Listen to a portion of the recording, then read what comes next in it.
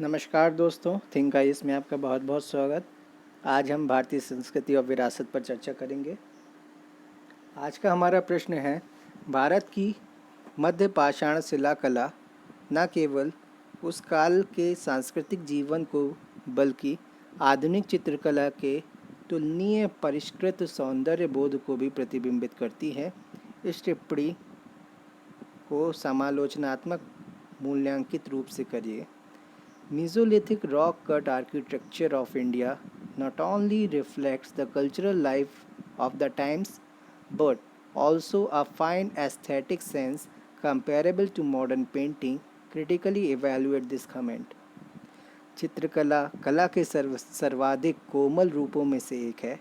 प्रागैतिहासिक काल में जब मानव गुफाओं में रहता था, तब उसने अपनी सौंदर्यपरक सृजनात्मक प्रेरणा को संतुष्ट करने के लिए शैलाश्रय चित्र बनाए।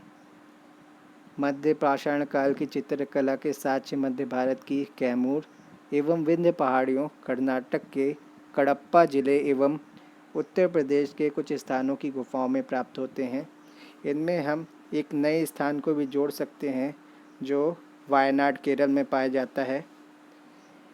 इनसे प्राप्त चित्र अपरिष्कृत लेकिन यथार्थवादी हैं, जिनमें वन्य जीवों, युद्ध एवं शिकार के दृश्यों का चित्रण है।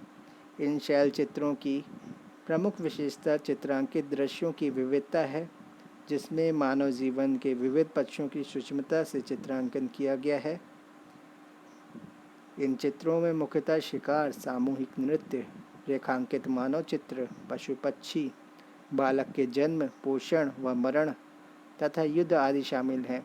उन सभी दृश्यों के चित्रांकन के लिए गेरुआ, लाल, सफ़ेद, हरा व पीला प्राकृतिक रंगों का प्रयोग किया गया है।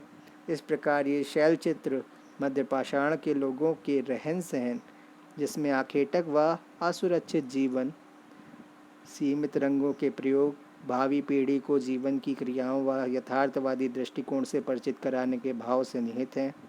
यह दर्शाता है कि मध्य पाषाणकालीन लोगों ने सौंदर्य बोध की क्षमता को विकसित कर लिया था, क्योंकि इनके ज़्यादातर चित्रों के केंद्र में मनुष्य और प्रकृति थे।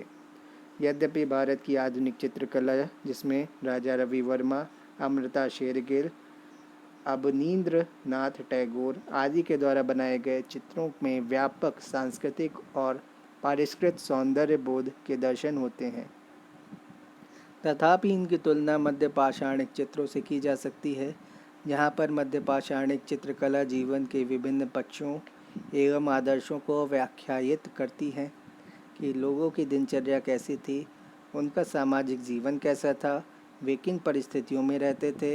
यह चित्रकला के नियमों से आबद्ध न होकर उन्मुक्त प्रवृत्ति का बोध कराती है, जबकि आधुनिक चित्रकला में जीवन के विभिन्न पक्षों की तुलना में सौंदर्य पक्ष पर विशेष ध्यान दिया जाता है।